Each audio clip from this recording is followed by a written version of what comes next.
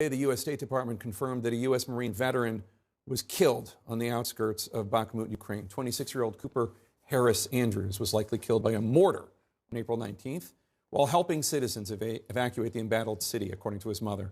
She says his body still has not been recovered because of the fierce ongoing fighting there.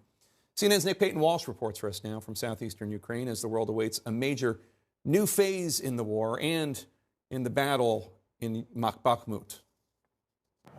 It was hard to get much uglier, but each dawn, still the battle for Bakhmut grinds on.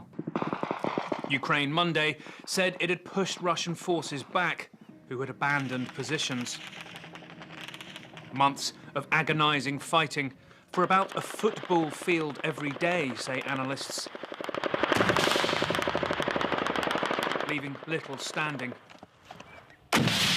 And Russian injured, the soldiers here said abandoned. There was a guy laying there in the reeds, he says, yelling, "Guys, come and help me," for 3 days, only 100 yards from the Russians.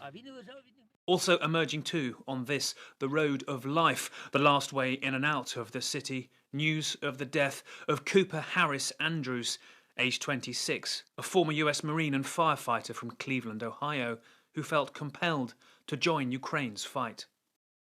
Cooper wanted to correct things. We had a lot of conversations about fashion. I said, "Cooper, so that means you're just going over there to drive an ambulance?" And no. You just don't believe in stuff. You do something about it. Harris, let's make a picture for our history. Here he is near the front line in January as part of the Foreign Legion. Described as ideological to the core and anti-authoritarian, his body has yet to be recovered from Bakhmut as the fighting is too intense. His mother recalled the last time they spoke. I asked Cooper, because I'm like Cooper's mom, is there anything I can try and get to you or send you? And Cooper said, yes. Can you send me hot sauce and chopsticks?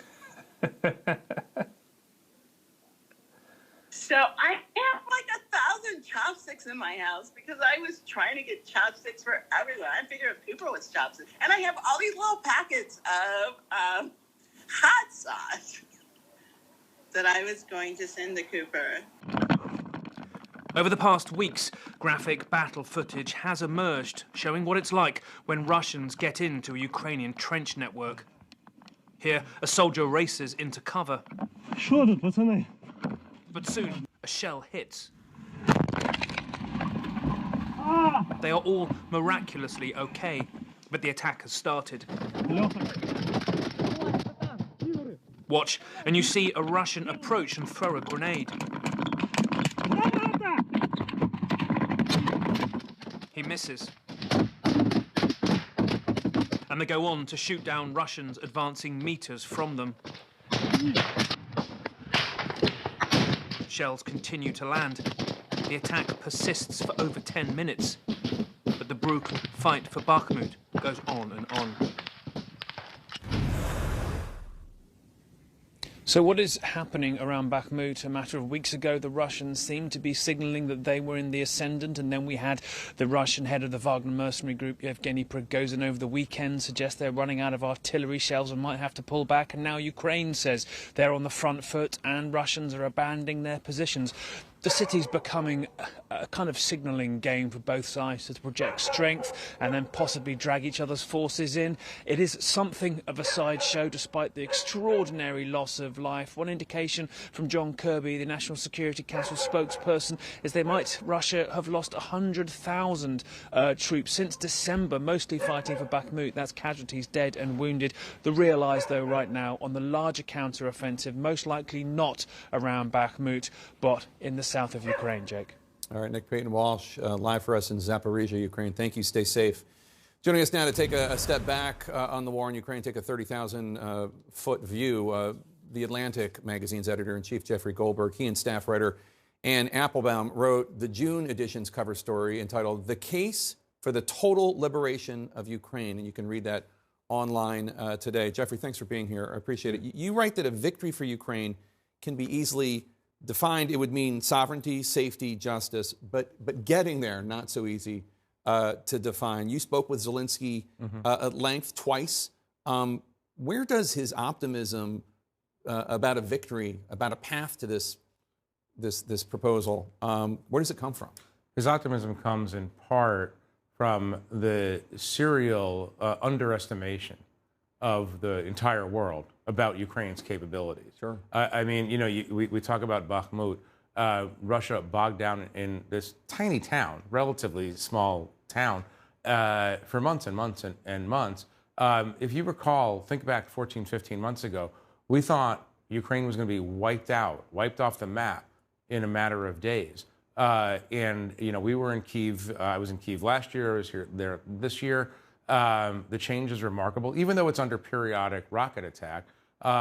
You know, there is no existential threat to most of the country anymore. And what I mean by all of that is that we have underestimated their resolve, their capabilities, their desire to win. Russia has no morale whatsoever. The Ukrainians are all morale. Our argument, of course, is that Ukraine, the fighters of Ukraine can do this without foreign troops, without U.S. troops, NATO troops.